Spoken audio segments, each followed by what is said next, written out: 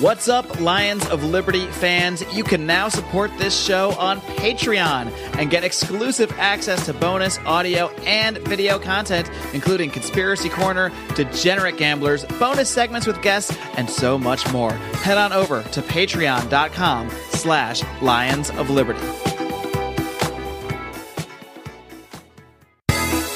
Welcome to Electric Libertyland, here on the Lions of Liberty podcast, your weekly shot of culture, comedy, and liberty with your host, Brian McWilliams. Hey, everybody. This is Brian McWilliams, and this is Electric Libertyland, episode number 92, meaning that you can find all the show notes for today's episode at lionsofliberty.com/ELL92. Now, today's episode, I want to talk about the Kavanaugh stuff just a bit. Like I said last episode, I don't really want to be talking about this again. I'm sure you guys are sick about hearing of it, but there's really, there's nothing that's dominated the news cycle like this for quite some time. And while I've found some other things to talk about, thank God, I do have to address this because obviously we just had the hearing. We just heard from Kavanaugh himself. We just heard from Dr. Ford herself. And I want to talk a little bit about the hearing, and I want to talk a little bit about the responses that I'm seeing. Well, really more so about the responses, but I figure you guys probably want to hear at least a little bit what I actually think about this. So with that in mind, let's get into it. And by the way, we'll see how long this episode goes. It may be a little bit shorter than per usual because of, like I said, just not that much good stuff to draw from to talk about. And realized it was a good opportunity. I should have done an AMA portion. That's what I'll do next time. But also I just had a long few days leading into this. So for my own sake, for my own health and well-being, it might take a little bit shorter today. Anyway, so overall thoughts after watching it, and I didn't watch every minute of it. I wasn't riveted to the screen. I know so many people were absolutely invested in what was going on in this hearing. I understand that it did have a definite attraction as far as just watching something so raw happen. And I don't say that as in I completely believe both of them in every single thing that they said. I'm sure both sides were glazing over quite a bit. I'm sure both sides were picking and choosing what they wanted to emphasize versus de-emphasize. But overall, this is a crazy allegation. Nobody has any idea whether or not it's true or false. And I think the GOP did a good job in bringing in this outside section prosecutor and a woman at that, because I already saw all these people preemptively saying, oh my God, this committee of white men is going to judge this woman. How dare they? So good move, GOP, bringing in a female prosecutor to do the questioning. And I thought she did a good job. It was adequate as far as I can tell, not being a lawyer myself. And also, she didn't attack her viciously, which would have been a whole nother thing, because you do have a situation where the GOP can't go after this woman with fangs and claws bared. That's just not going to happen. It would be far too damaging to what they're trying to accomplish. And also with the midterms coming up, would definitely come back to haunt them. But, I think she struck a good chord of kind of being in between, just asking questions that needed to be asked when it was her turn to push for a little bit more depth in the hearing. Now, that being said, what I did see and what I've read and seen clips of from Dr. Ford, she did seem pretty believable to me. She seemed fairly authentic. But the issues therein is that none of this testimony provided any more clarity as far as anything that she remembered. And in fact, it added a whole bunch more questions into it. Like, one of the things that came up during the questioning was talking about when these notes came out. And I'm drawing some of this, by the way, from the document that was released. The Rachel Mitchell, who's the prosecutor, she had her report that I guess, Washington Post and NBC, they all got their hands on. So I'm drawing a lot from that. And in her report, she basically says, I wouldn't prosecute this. And I don't think you can prosecute it because it just boils down to he said, she said. And a lot of what I'm drawing from this is from this document. And so what I was just talking about, but a couple of the things that came up is just, again, reiterating that this woman has a heart-wrenching, if it's to be believed, story about sexual abuse and sexual assault at the hands of Kavanaugh and this other boy who she says is Mark Judge. The issue arises, though, and was re-emphasized during this hearing, is that she has literally nobody to corroborate. She has no one else that can back up any part of the story. Her best friend, who she says was there, says she wasn't there and she was never heard of this party. Mark Judge says it never happened. The other two people she cites that being there, they say it never happened. She can't remember how she left the party. She can't remember how she got to the party. And she's alleging that she, ran out of this house after locking herself in the bathroom for who knows how long, while her best friend's in the house.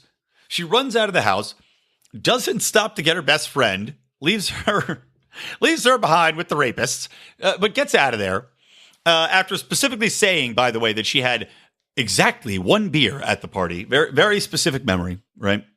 Considering how much she doesn't remember. But, whatever. Memory's a funny thing. But races out of the house after getting a ride home or finds her way home, but again, doesn't remember how. And she cites that from this general location the party was supposed to happen at to her house, it is 20 miles. That is the actual distance. As the crow flies, what's the phrase that she used in this actual report? As the crow flies, 20 miles for her to get home. Did she hitchhike? Because that seems like a strange thing for a young girl of 15 who's just been sexually assaulted to do, is go out and try to hitchhike her way home. Did she call a taxi? If so, is before cell phones. Did she use a house phone? How did this happen? And why did she then still not tell her friend about it? Hey, why'd you leave the party early last night? Carrie or whatever Dr. Ford's first name is. I can't remember. I was just feeling ill. You wouldn't say something. So anyway, there was that. There was another thing that came up in regards to who paid for the polygraph test, why, which was her lawyer, the Democratic lawyers specifically, which when she said this thing happened, sent this letter, rather than going through the traditional steps, which is to talk to another level of psychotherapists to try to draw more details out, to go deeper, they basically said, no, we're going to get you a polygraph and provide you lawyers. And if you listen to John Odermatt's Felony Friday episode about polygraphs, those are all completely worthless anyway. Pardon me. And that's why they're inadmissible in courts of law. And, so it just comes down to going, okay, well, it seems like a lot of steps were skipped. It seems like a lot of questions need to be asked about the motivations behind this and why you didn't take these steps. If you were truly traumatized, why didn't you actually seek the proper help to get this memory out instead of just lawyering up and jumping on this polygraph machine and then doing nothing else? And then the other thing is she remembers this. She says this memory was retrieved during a therapy session with her, where her therapist was back in 2012. She told her husband that she had recalled a physical assault, not a sexual assault, initially. And this was confirmed as the same accounts. And then she said it came up in 2013. But at both times, she never mentions the name of the accuser. She never could draw his name back up. She's just mentioning that she was sexually assaulted as a high schooler. And she's referring back to her notes, she says, when she spoke with the Democrats, when she sent this letter, and she's talking to these lawyers. She said, well, I was using my notes from the therapy sessions, notes that she now says that she can't find, very coincidentally, and notes that she would not provide to the committee. I mean, if you're being completely honest, you got Brett Kavanaugh over here pulling out his goddamn high school calendars that he made, drawn in crayon or whatever the hell they were. These ridiculously detailed anal calendars he kept as a child. Meanwhile, this woman doesn't have the notes that she was reading off of to make this allegation, to tell the Democrats about this allegation. She can't provide these notes to the committee. Now, I can understand that on the level of, okay, just like with Kavanaugh not wanting this, to go into a whole new FBI investigation into his life because God knows what they're going to pull up, kind of like this Mueller thing. They put your life under a microscope. I can understand why Dr. Ford would say, okay, if I turn over these notes, there's probably a lot of other shit in there that's pretty fucked. And in truth, that might give the Republicans the ammo they need to say, well, this girl's just crazy. I mean, honestly, how many other allegations are in those therapy notes is a question that I'm kind of kind of thought when I heard this, that she refuses to turn these notes over. What else is in there that would be so damaging to her that she would refuse to turn them over? Even just that small portion. You know, if they ask for just that day worth of notes, what else is in those notes? And again, there's no way for me to know. Okay, so let's move over to the Kavanaugh stuff. But overall, I thought she was fairly believable. My favorite part, though, of the whole thing, and this is what got me in trouble with my wife, by the way, my wonderful wife. And we talked a little bit about this on our Degenerate Gamblers show. Our Conspiracy Corner show that I recorded with Rico and Mark for our Pride, our patrons only Pride, which you guys should join. But I brought this up during the hearing because, I got in trouble and my wife left the house in a huff. And it's just this. While Dr. Ford's testifying, she remembers saying to her husband, when she's talking about this, Brett Kavanaugh, at one point, when she's talking about this assault that happened, saying that a man had sexually assaulted her, that one day could be a powerful judge or maybe even on the Supreme Court. Actually, for your benefit, for my benefit too, I brought up the exact statement. Here's the exact statement from the testimony.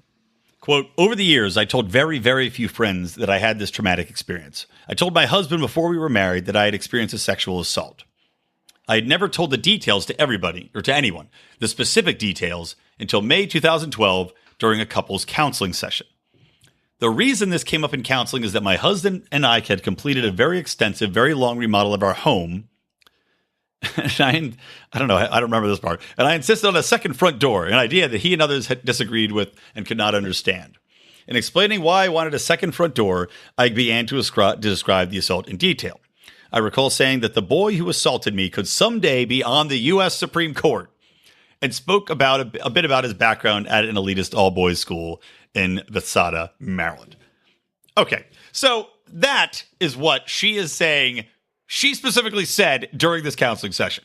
I just find it a little fucking hard to believe that during this counseling session, out of the middle of nowhere, you just happen to be like, yeah, I knew this dude and, this kid. And he could one day be a U.S. Supreme Court judge or justice. Fucking really? I mean, are you fucking kidding me with this shit? What an amazing amount of foresight you have. Goddamn Nostradamus in here. Pulling this shit out of her ass. What else is going to happen, Dr. Ford? What else can we look forward to? What's going to happen with Elon Musk?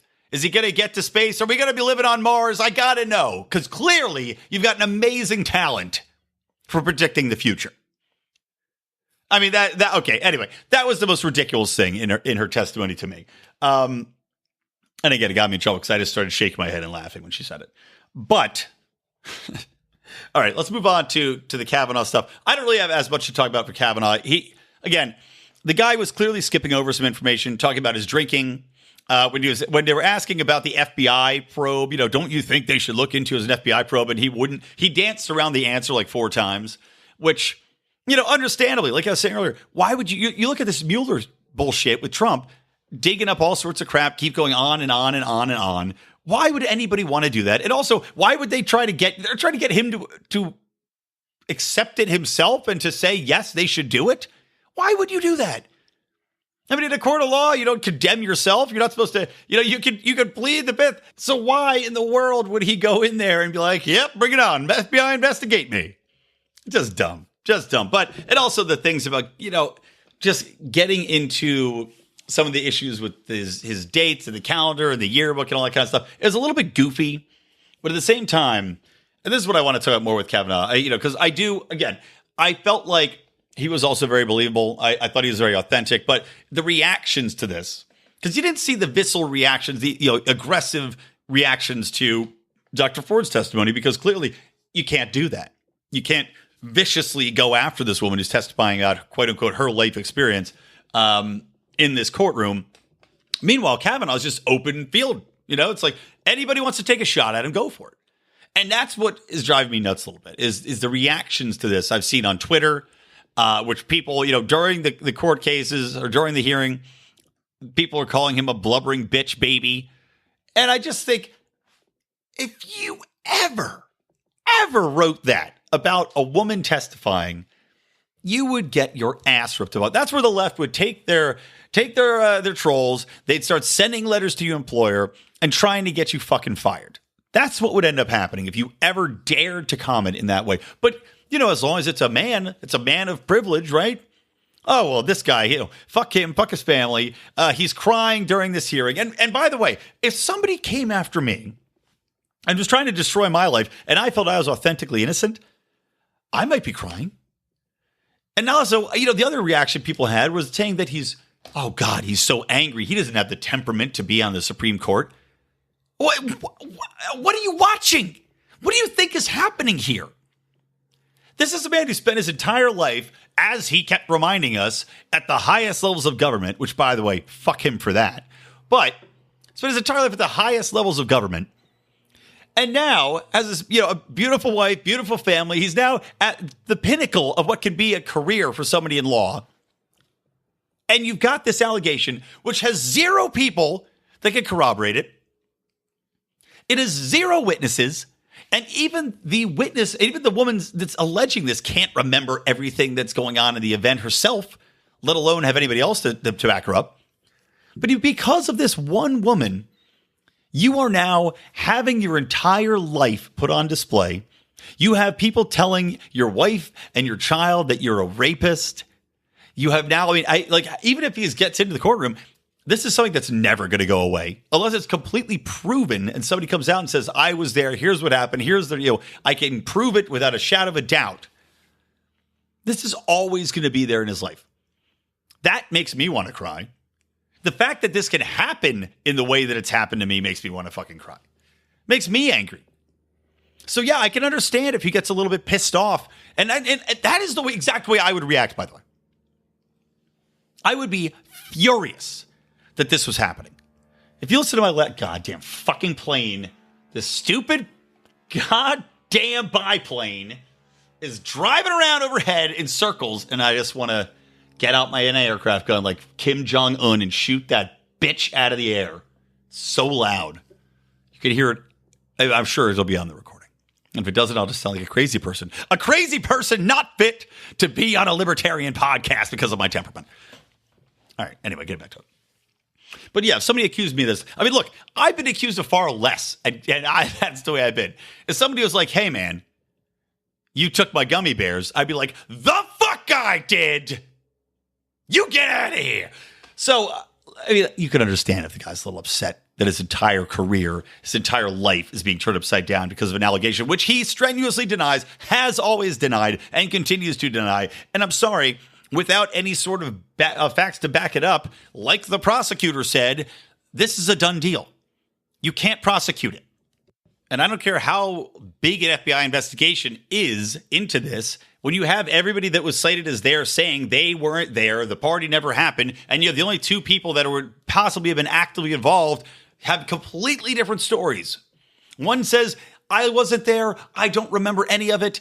I can't prove it because I don't remember the exact date, coincidentally, because there is no exact date. But I can provide you all these other dates that I was busy. And it is absurd. It's absurd that this is going on. And the fallout, though, like I'm saying, the reactions.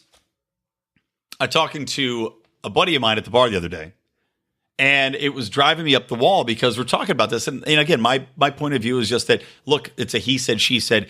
That's it. It's a done deal. This is over. The man should be confirmed. Based upon what we know, he should be confirmed because you can't simply keep a man out of office because of this allegation. And of course, he brought up the idiotic left talking point that, oh, this is a job interview. Which, by the way, okay, yes, it is a job interview, but actually, at the same time, it's a job interview that's being tried in public, right? In front of the entire nation. And while people say that they try to excuse it as like that, well, this is okay to do. It's not okay to do.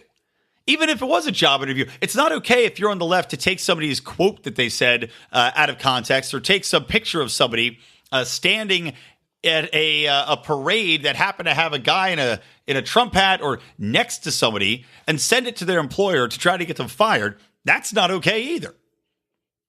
And if anybody did this, if you were in, just imagine how stupid this argument is. If you were actually in a job interview type of scenario, and somebody walked into you and said, this guy raped me.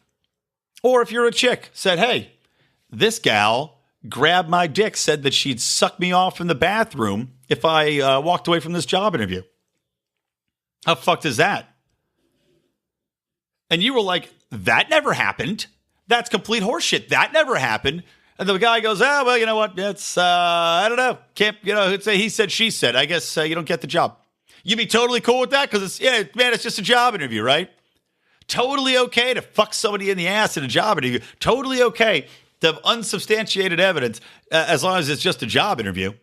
Never mind that it happens to be a job interview for one of the most powerful positions in the world that can actually literally dictate, which again is too much power, but can dictate how people live their lives, what powers the government wields, which one of our liberties they get to take away from us. It's a little more than just a job interview. Actually, I don't even know if my buddy said that. I think that might have just been reading online. But one of the things my buddy did say, which just was driving me absolutely nuts, and he does listen to this show sometimes, so we'll see if he listens in to see if I talk about this. But one of the things that was driving me nuts is that he kept telling me that Kavanaugh doesn't deserve to be in. Because he agreed, because you can't not agree with it. He did agree that it's a he said, she said. And that there's no evidence. There's no evidence for it at all. You can't say the man can't have the job because he's a rapist because you don't know. You don't know what the truth is. So he goes, yeah, but he's a liar. And I said, okay, how is he a liar? And I said, again, none of what she is saying can be backed up by testimony, by witnesses, by evidence, by the people she says were there. None of it. Absolutely none of it. So he goes, yeah, but he was lying about his yearbook stuff. You know, that devil's triangle thing and this other thing. And that was it. That was what he was basing his entire argument about, that Kavanaugh was a liar because of things he wrote in a yearbook when he was 16, 17, 18, whatever it was, before he graduated high school. A couple dumb phrases between him and his buddies that were written in a yearbook. That's why this man should not be on the Supreme Court. And God knows, man, I've been friends with this guy for a while. He's one of my best friends. Happens to be a rabid liberal, but we get here in California, we can put that behind us. when drinking is more important. That's why. But that's his whole reasoning, and that's what's just pissing me off about this reaction. The left is just manic, man. And I'm looking at Cory Booker and Kamala Harris, and this is where the title of the episode comes from, by the way. I've already spent way too much time than I wanted to on this. God damn it, a stupid topic. So you got Cory Booker and Kamala Harris, both grandstanding assholes of the finest degree, who are both trying to go, they're both going to run for president. They both stand up and march out, right? And this is, of course, after Cory Booker spends 5 minutes kissing Dr. Ford's ass, asks 0 questions. By the way, all the Democrats, 0 questions. Just, oh yeah, you're so brave. You're the best. You are the bravest and the bestest. You are a goddess walking among men who happens to have no one that could back up any of her claims. But you are this amazing, amazing woman. I mean, that's it for 5 minutes for Cory Booker. But then during Kavanaugh, this is what I just can't believe. The guy gets up along with Kamala Harris and marches out of the testimony. Like he's making some grand fucking statement by getting up and getting out of there. Do you know what the statement is that he made? The statement is, I don't give a fuck about my actual duties as a senator. Because isn't your job to be there? Isn't that the one thing you're supposed to do is listen to the testimony? If you're not going to listen to it, then why the fuck does your opinion matter? You shouldn't get a vote. You shouldn't get a say. If you're going to stand up and grandstand and march out, America's Greatest Showman. Can we have a remake? Can we get Hugh Jackman in here? Hugh, you've been replaced. Cory Booker, put on the fancy red fucking coat, man, and lead your bullshit circus. You're a goddamn clown. I mean, seriously. If you're not going to listen to the whole thing, why are you there in the first place?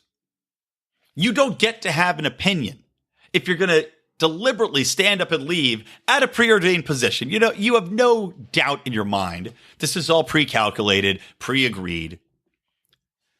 But it's like, okay, it's like being a movie reviewer and you go, oh, I that was just a terrible film, horribly constructed, no payoff at all.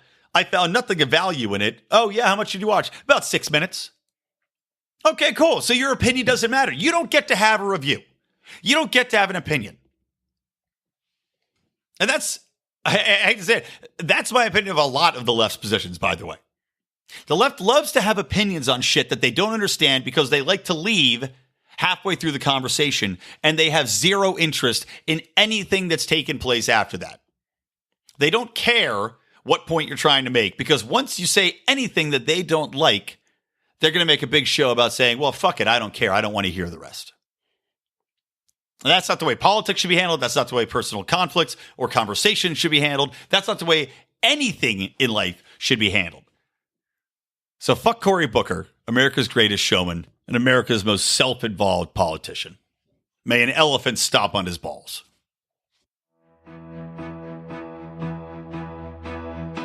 We don't rise to the level of our expectations, we fall to the level of our training. Those epic words from Archilochus can sum up your ability to succeed or fail in business. I want to recommend Conversation Mat Time to our listeners as a way to hone your one-on-one conversation skills in a role-playing session that can help take you to the next level. During 25-minute sessions, you'll work through the best way to approach that raise, that interview, or that relationship with a practiced professional that will provide the confidence and experience you need to get paid what you're worth or take that interpersonal risk you've never been able to conquer. Just like in jiu-jitsu, the difference between a novice and a black belt is mat time. Train to win. Visit conversationmattime.com and take advantage of a free 15-minute consultation just for listeners of this show. All right, we are back, guys. Welcome back to Electric Libertyland, episode number 92. Find all the show notes, as always, at lionsofliberty.com/ELL92. Now, we just got off Kavanaugh stuff, hopefully for good. Hopefully we never have to talk about it ever again, except to say that he either got confirmed or didn't, and move on with our lives. So, anyway, but we do have to talk about something that is tangentially related because Minnesota Democrat, Minnesota, the state I'll be visiting this upcoming weekend for their homecoming where my wife went. Go Gophers. Keith Ellison, who is, he was under fire because one of his ex-girlfriends had alleged that he had abused her, pulled her out of bed, and was just overall fairly shitty to her. Pretty shitty. Went to the doctor, told friends she has medical records that she had submitted to this investigation that was ran by the Democrats, who, of course, hired some of their lawyers to do this quote-unquote sham investigation, according to Doug Wardlow, who is the Republican challenger to Ellison upcoming. But she says that she was abused, that she had to go to the doctor. She told friends, several friends, who reported being told, and during the investigation, they said that this was credible. The attorney who investigated says that she was unwavering in her claim that the alleged physical altercation occurred, found credibility in her specificity, and from accounts from several friends who reported being told about the incident months after it allegedly happened. Meanwhile, they said Ellison was credible in his denial and truly seemed not to recall the incident ever happening, which sounds fairly familiar to me, doesn't it? I mean, wow. So you've got a woman who alleges that some abuse happened, physical abuse happened, and recently, by the way, by an adult, not by someone who was arguably on the cusp of being an adult, but is still somewhat of a child.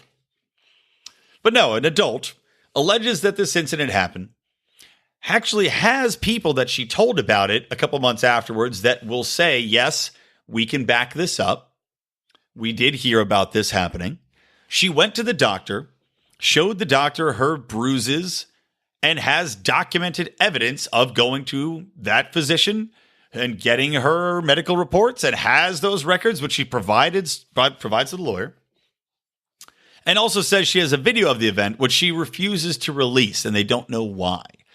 And the lawyer says that because of Ellison saying that he doesn't remember it and denying it so stridently, and because she won't release the video of the event, that's why she finds that there is nothing to worry about and that, we should all just move on and nothing to see here, folks, all good. It's so interesting. While this Kavanaugh thing is going on, you believe all women that we have a very, very similar situation, arguably an even more believable situation by far because of the witnesses not the witnesses, but the women that she told and the medical evidence, but a much more credible, to use the phrase, allegation against a sitting Democratic representative, and yet being completely ignored. The Democrats will rail against the machine and cry all day about how we must believe this woman and how this should disqualify Senator Kavanaugh from this job interview. Meanwhile, isn't this man Ellison up for his job interview? Isn't he running for a public office at the moment? Shouldn't there be an FBI investigation into this? It certainly seems so. It certainly seems like the Democrats shouldn't just hire their own lawyer to do an investigation. I mean, talk about the exact same thing as the internal, like the cops having their internal review and then finding that the cops did absolutely nothing wrong. It's too cute. The timing cannot be better.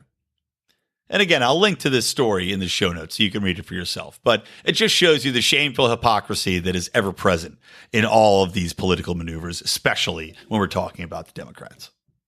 All right, next up, let's talk about a Twitter trend that was going all over and had a ton of articles written about it. I'm sure you guys saw this trending. I'm sure it pissed you off as it did me. But it's this hypothetical that a woman posted. And I'm not even going to mention her name because it's so stupid that I don't want to give her any more press. But she posted this hypothetical saying, man, how different would the world be if men all had a 9 p.m. curfew? How would your world be different?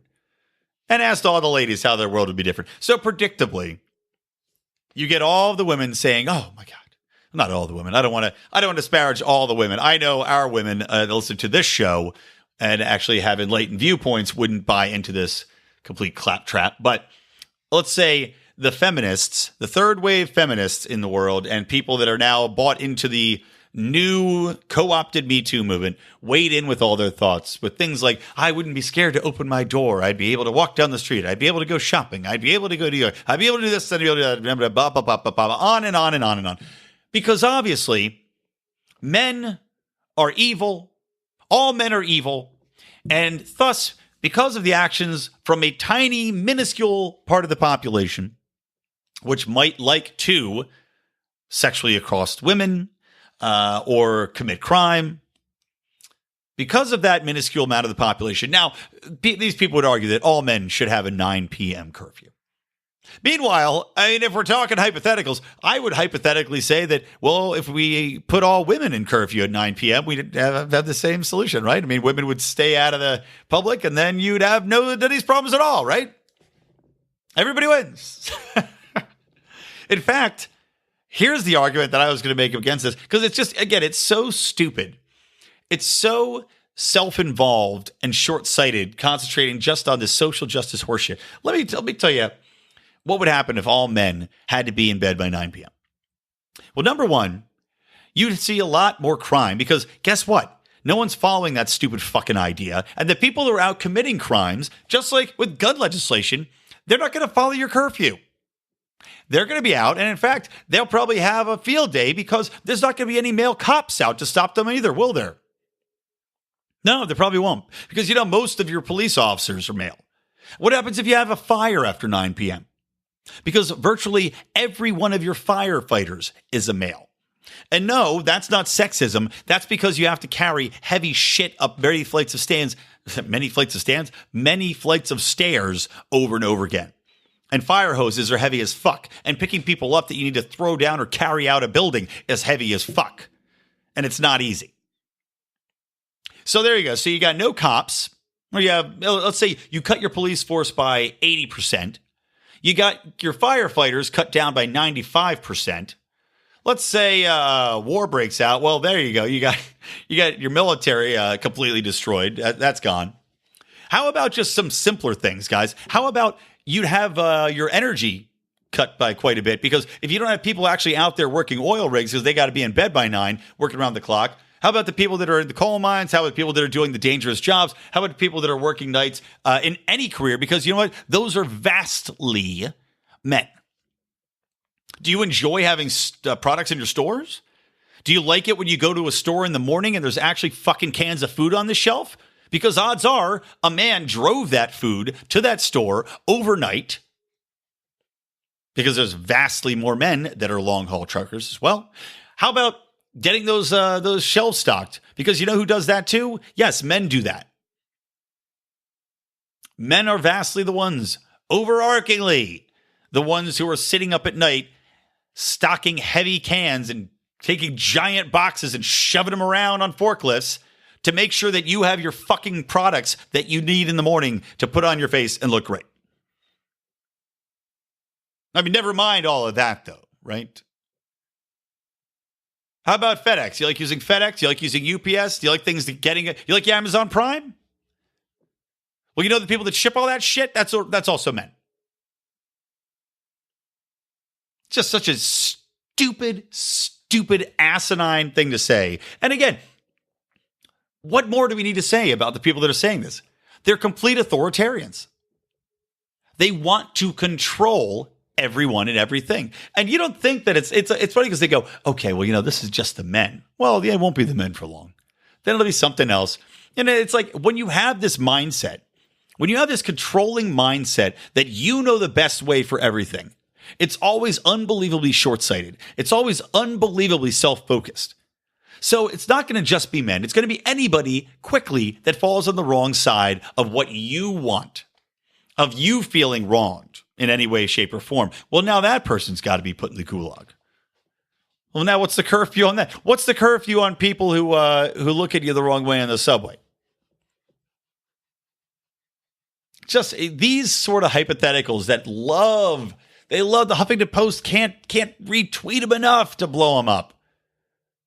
They mean nothing. They say nothing. It's just women that want to demonize men, finding a brand new platform with which to do it. And it's easily and happily parroted by all of these women who presume that all of the ills that have befallen them in life are at the hands of men, which is just utter and complete bullshit. And I'm just unbelievably sick of it. But I'll tell you what I'm not sick of, guys. I'm not sick of actual studies being done into women in STEM programs. You know, science, engineering, mathematics. I'm not sure what the T stands for. Technology, probably. Yeah. But the study came out and is actually run by a Department of Veteran Affairs researcher named Erin Riley. And it's titled The Relationship Among Stigma, Consciousness, Perfectionism, and Mental Health in Retaining Women in STEM. And it was published in the newest issue of the Journal of Career Development. And basically what it looked at is to try to figure out why there's a mass exodus of women from STEM. And this is not based upon sexism, is the finding of this. It's not based upon discrimination. Yet, you know what it's actually based on? Well, it's based upon women leaving because overarchingly, they're depressed in that career. So let me break down this study. They collected data from 249 women working in STEM who had spent nearly 12 years in the field. They were asked to gauge their satisfaction working, whether they had any intention to leave, if they felt signs of depression, and which the researchers hypothesized would have a strong impact on their intent to leave. Now, again, I do have a bit of problem with that personally, because it's like any of these studies where if the researchers are hypothesizing, there's a problem. You know, it's like a lot of these sexual assault, rape culture things where they find the different numbers of women that say, you know, they're like one in X have been assaulted kind of thing, you know, tying into this 9 p.m. curfew. And what ends up happening is that a lot of these papers are just based upon the researchers extrapolating their own conclusions from people saying one thing, and then they say, well, it probably led to this. But anyway, in regards to this, let me get a little bit out here more, and then we'll talk about it. So the researchers acknowledged they could not clinically diagnose any interviewees with depression, Respondents were asked whether they felt nervous, felt so down nothing could cheer them up, or felt downhearted in blue during the preceding month, I guess before they left the STEM program. And what they concluded was that women with higher levels of depression and perfectionistic discrepancy reported greater levels of intent to leave their current job. Depression was a consistent predictor of John outcome variables. And the way that this has been played out is that a different study by the Colorado School of Mines professor Greg Rolifson, who talked to 21 female students who started out as STEM majors, he found out that 1/3 of them left because they wanted to get into fields that involved more social responsibility. He says women in engineering are more motivated by helping others, and engineering education needs to provide more examples of engineering as a helping profession. So again, there's some issues with this. When you do, like I said, when you do have just a broad thing of saying, are you depressed? And then you've got this follow-up study by this guy who tracked 21 female students. That's a tiny, tiny, tiny sample size. But when you combine the two of them, you say, okay, you can at least take a guess at what's happening here. And that's that if you've got all these women leaving, that there is probably some sort of factor involved as far as basic drives, as far as basic happiness levels, doing jobs that are, we're talking about a lot of STEM careers. It is just crunching numbers. It's sitting down. It's very straightforward. It's you, it's your computer, or it's you and it's your lab. And yeah, you may not feel as though it's rewarding in the way that, say, being a teacher would be, being a social worker would be, being in a position where you're getting emotional reward. Whereas, we talk about the difference between men and women, which I personally do believe are a thing. I believe that women and men evolution, we've evolved differently. We've got different brains. That's just a fact. The chemistry is different. The way we look at the world is very different. And the things that bring us happiness are different. And when you've got a career in which men say, okay, well, I'm a man. Maybe during my career, if I get a cluster of math problems during a day and I get through one of them, I feel exalted. Meanwhile, what have I actually accomplished in the grander scheme of helping people? Who knows? It's just a kind of working way. I did this thing today. Thus, I have proven my existence. I am man and I will move forward. We're simple creatures. Whereas women may look at things like, they look at a lot of these careers, going to an engineering plant every day. And, I mentioned oil rigs way earlier in the podcast, going to an oil rig every day and making sure that the machinery software is updated may not be your idea of fulfilling. And when you've got this, this different mental state, you have this different mental chemistry that says, I want something more fulfilling. I want to feel as though I am making a difference in society, as though I'm helping people. I want something that is more emotionally rewarding. Well, it makes sense that you might want to leave and try something different. And that's not discrimination. That's just men and women choosing different things. So while you can't take a ton of this study for face value and say it de facto proves X, Y, or Z, it is an interesting little snippet to take note of. What I do wonder is if they had asked men in STEM fields how they felt, if they were depressed or not, what their answer would be. Because again, like I said, even for men, we all saw Office Space, right? If you're sitting in a cubicle and somebody takes your stapler, you feel upset about them taking your stapler. It's like, you do get into the cycle. And even me in my job, I've got some clients that are more involved with social issues, and so I can feel some reward. But even in my career, I go, God damn it, what I accomplished today? did I really make a difference? But I would guess that some of the men in those programs are depressed too. The question, I guess, is whether or not they leave. Because I think a lot of men may be less inclined to leave those professions once they're in them, just because men tend to be a little bit more technical in their thought process, and a little bit more practical in saying, well, I've put in this many years. I don't want to sacrifice at this point. I've got this pension. I've got this family, where women might be actually willing to make that risk and in order to achieve that emotional state of happiness where men might not. Deep thoughts, my friends, on this episode. I don't know how the hell this episode went 45 minutes. So I didn't know. It doesn't feel like I talk like talked about much of anything. Well, hopefully you enjoyed it anyway, my lovely listeners, and we'll see. Maybe the next episode, I'll feel a little better about it. See, I'm already stemming myself out of here. I don't feel, now I'm depressed because I don't feel like this episode was emotionally rewarding to me. God damn it, I have to go outside and kiss an orphan on the mouth. All right, anyway, that's going to do it. So, guys, remember to listen to Mark on Mondays with his in-depth interviews with leaders of the libertarian movement. Of course, listen to our Candidates of Liberty show, which will continue to run through the midterms. We've got a few more shows slated to come up on Tuesdays. We may go Tuesday, Thursday, but we'll see. It's just a matter of time at this point. A race against time, Marty. And, of course, listen to John Odie Odermatt on Fridays, the Felony Fridays, looking at the ironically named criminal justice system. So that's going to do it, guys. I'm Brian McWilliams. This is Lions of Liberty's Electric Libertyland, and I want to remind you to always stay plugged into Liberty.